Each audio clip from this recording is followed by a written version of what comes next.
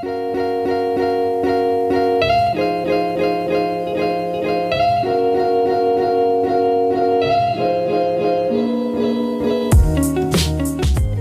guys, I'm Levi for the Rag Company, and welcome to DETALKS.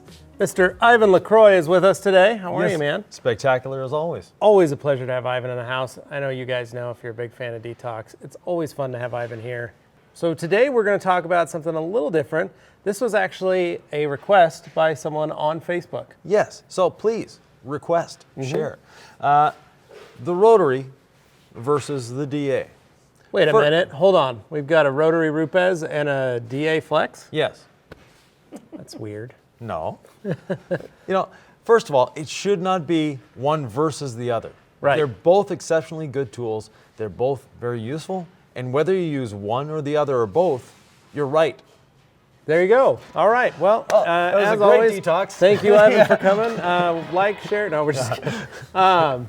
The biggest thing a lot of people can't seem to get past is they either are always pro-Rotary or pro-DA. Yeah. Or we didn't add forced rotation in here. They're pro-forced rotation. Yeah. That's the only other one. Or they're afraid of the Rotary. Yes.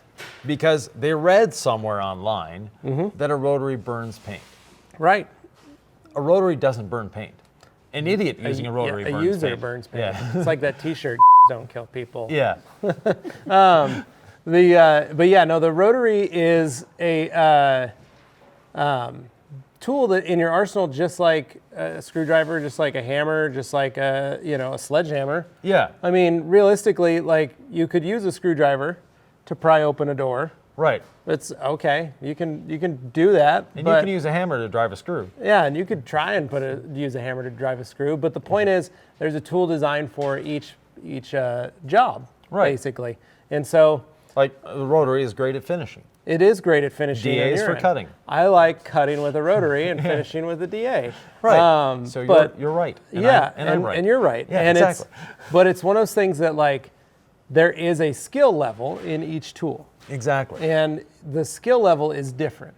The ease of entry, if taught properly with a Rotary, isn't that bad. No. It's actually very easy. It's just learning how to handle a Rotary the right way and being taught the right way to handle one. Yeah. A lot of guys come in and they'll crank it up full speed and just start going to town. Yeah. That's not how you use a Rotary. That's a great way of burning paint, though. That is a great way of removing paint.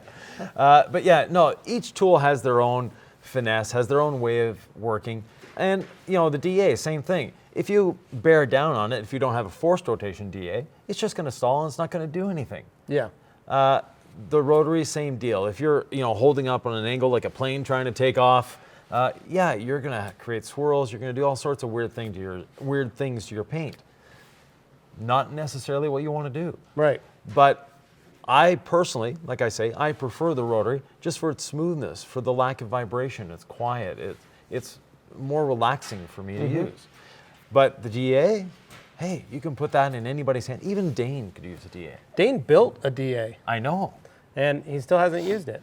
I'm just saying. Yeah, he had me polish his Jag instead of him. Yeah. So, but nonetheless, they're both great tools. They're both tools you should have and learn how to use. There was recently on Facebook, there was a discussion, one versus the other.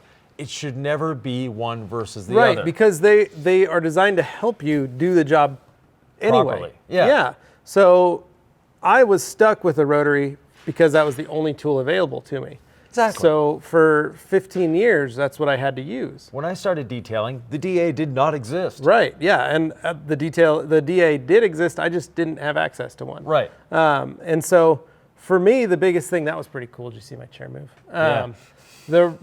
I had to get good with the Rotary. I had to learn how to use the Rotary to the best of my ability to achieve the finishes that I wanted to achieve. Yeah. So for me, I went straight from a Rotary for a number of years to buying a dual action and using it and going like, oh, I like this. I can do stuff with it. I can work with this. And that was a big deal for me, where being able to, some guys have just started with this and make their way over to the Rotary. Right. That's great. You need that skill set. You should learn that skill set, but you shouldn't be frightened by it. No. You know, when I got my detailing job, they handed me a rotary and said, all right, here you go. Keep it below 3. Yeah. Keep the pad flat. Oh, Have so fun. you had a variable speed rotary when I did you have a started. variable speed rotary. Oh, wow. I have one that is not variable Yeah, speed. exactly. That my dad gave me, let me use when I was 16. It was my first time using rotary. Let's just say that sucker was heavy. Yeah, the Milwaukee. Yes. Yeah, exactly. Big metal Milwaukee. Yeah, exactly. And there's another thing that's happening on the social media that I personally really have a distaste for. And that is the guys saying, I use a rotary, therefore I'm better than you are because you use a DA. Seriously, no, really. You can get a great finish with a DA, you can cut fast with a DA, you can get a great finish with a rotary, and you can cut fast with a rotary. Yeah. Both tools have their place. You are not better because you use a DA, you are not better because you use a rotary. And you're not better because you use both. And the same goes for forced rotation. Yeah. You know, and I've noticed there are a lot of guys. I was never a forced rotation guy. I played with them, I used them. It never fit where I felt comfortable, which I have. I'm comfortable with a rotary in my hands. I'm comfortable with a dual action in my hands.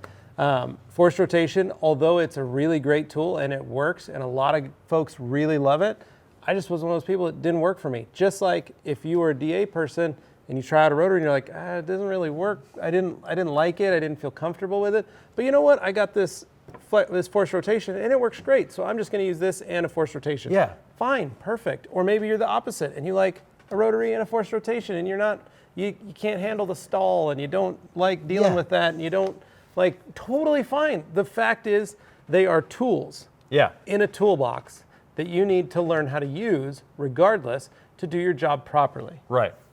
And, I teach, and when I teach my classes, I always show the people how to use both tools. Right. And a lot of the people have never used a rotary.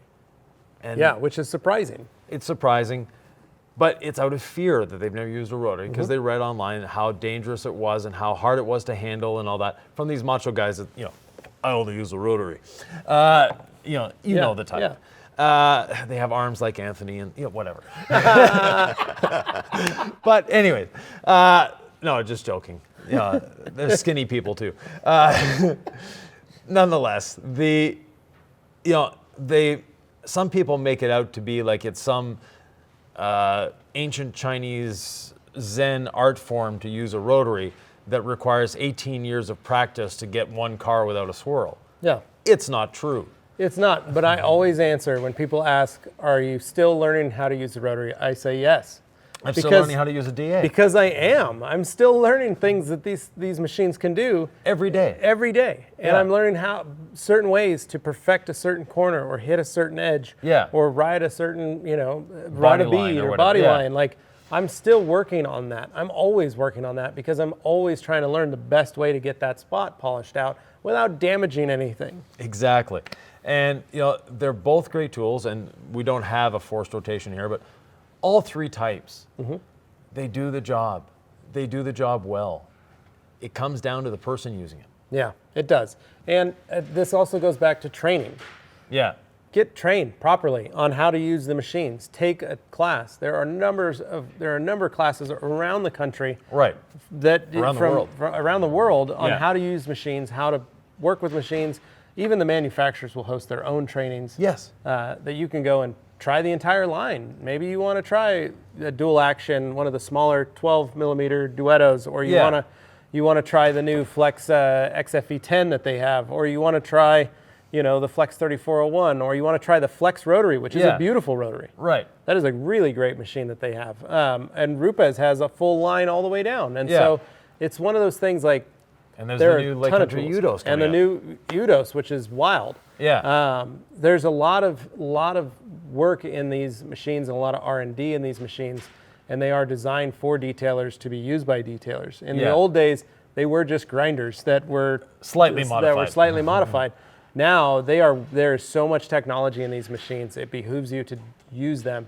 And the Flex Rotary and the Rupes Rotary are very light, very easy to use, very simple.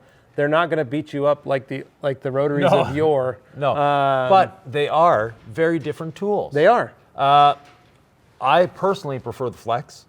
I've taught people that have the Rupes, and they personally prefer the Rupes. And they take my Flex in their hand and go, not feeling it. So again, if you have in your local area, if there's, let's say 5 or 6 detailers in your area, get together and have a polishing party. Yeah. Guys in Connecticut did this a couple of years ago. They rented a car, Yep. got together. There's 5 or 6 detailers, local detailers, got together, rented a car on a weekend, and just had fun. Yeah. Taught each other, showed each other tricks. These are local guys technically competing against each other, but they learned it's better to compete together. And one guy brought one tool, one guy brought another tool. And it's like, hey, I never tried this one, let me try it. Yep. Bingo. Yeah, and that's what I did at my shop. I had the means in my shop to be able to provide multiple different levels of tools. Yeah. And I had a lot of detailers that didn't have that. Maybe they were working with one tool. Yeah. But they were looking to buy the next one, and they'd call me up and go, hey, I saw you guys were using that new tool.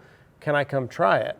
And I go, yeah, come on over. Anytime. And so they would just show up randomly, and it's like, yeah, man, we got to get this car done. Have at it. Here you go. And they'd grab the machine, throw on a pad, and they'd work on a panel or two. Yeah. And go, okay, that's sweet. I need one. Yeah. And but they wanted to try and demo it out, and they could demo it out on a car. They could play around with it. I never had a problem with that kind of stuff because I saw it as helping them with their skill set, their ability to learn. But also, if I was booked up, I had a referral because I knew that they were a good guy. I knew that they were a good detailer. Yeah. I knew they had a clean shop. I knew that they could, take care of a customer. The job done. Yeah, and it wasn't about, I only use these tools. No. These are the tools I use. Yeah, and in my shops, my employees had multiple tools to choose from. To me, it was a waste of time to change pads on a tool. It was faster to have. We use 3 pads in general. Those 3 pads were already set up on the tools, and they just pick up a tool. And people go, well, that's way too expensive. No, when you start using these things, you realize they are investments. They make you money. Yep. They don't cost you anything. This is free. This is free. Yes, there's a cost of entry, but once you have it, it makes you money. Yeah, and a lot of people need to understand that. And that's why they put so much research and development into these tools. That's why they try and guys, have you noticed this one's cordless? Right. They're trying to come up with ways, and the machine companies are coming up with ways. Rupes built this rotary on the body of with the body casings of some of their other machines because people love the comfort and the ergonomics of it. Yeah, so, and this trigger is amazing. Yeah, and so they created a rotary off of that same body, and that allowed people that were already comfortable using their polishers to be able to use the rotary. And they think of those things to make the experience for you as a buyer to be, comfortable and something that you enjoy wanting to use. They want to try and make it lighter. They want to reduce the fatigue on your body. Yeah. They want to reduce the vibration on the machines. They want to reduce all these things that, frankly, the old days, I didn't have that. No. I just used the tool, and it was heavy, and I had to build the muscles for it, and the arm strength and the speed and all that. Where now I have nice, easy, simple. Yeah. It's a walk in the park. The people go, well, I don't need a cordless, I've got cords. Trust me, this is an extremely useful tool. You've got a little spot touch-up to do. Polishing a whole car with it, maybe not. But you have one panel, you have a little touch-up to do. It's great. Yeah. It's things like that. You've got a mobile job to do, and you're a shop-based detailer, and you've got a customer that you need to go to their place because they have a car that You just need doesn't to hit a leave the door garage. or just hit something that, this is, I look at this tool and I go, if I would have had this in my shop, this would have been a great little machine because my guys always had to grab their machine, walk out. We always had a customer that hit a parking thing or a ballot or something, just wanted paint transfer off. And we'd go out there and I'd tell them, $50, we'll take care of this little section about that big. We'd clean the area and then we'd just polish the scratches out. Yeah. This little tool works great. We did a live video with it here at the Rag Company doing the exact same thing. Yeah. It was awesome because we just brought a couple products out, knocked it out, less than 15 minutes. Yeah. And in my shop, that was a $50 job. Right. And my guys would have killed to be like, oh, I'm taking the cordless out there just to knock it out, to get that job done. And every tool has its place. Every tool has a use. And yes, you know, we like cars. We have tools all over the place. And my wife always laughs. She goes, you have like 5 hammers. Yeah. And I go, yeah, but each hammer is different. It's the same way with polishers. You're going to find uses for each thing on the surface of a vehicle. Exactly. Just like hammering, you don't use a finishing hammer when you're framing a house. No. You don't use a framing hammer to do some fine finishing woodwork. No. There are reasons for the tools that we have, and it's basic. It's very simple. It's very easy to understand. And it's the same reason with compounds and polishes, pads, towels, chemicals. There's a reason and a use for each one. Exactly. Now, you can use O&R for just about everything. Well, That's about the only excuse. I'm going to say that. But anyway, point is, it's tools in your toolbox, and they will help you do your job properly and effectively. Exactly. And hopefully make you lots of money. Yes, That's they the do. whole reason. Yeah. Well, thanks, Ivan. I appreciate it, man. Yeah. As always, you guys can like, comment, share, subscribe, comment down below, leave us a message. We actually respond to them, which is a lot of fun, and so does Dane. Yeah. So, and as always, stay tuned for more videos right here, the Ride Company YouTube channel. Thanks for watching.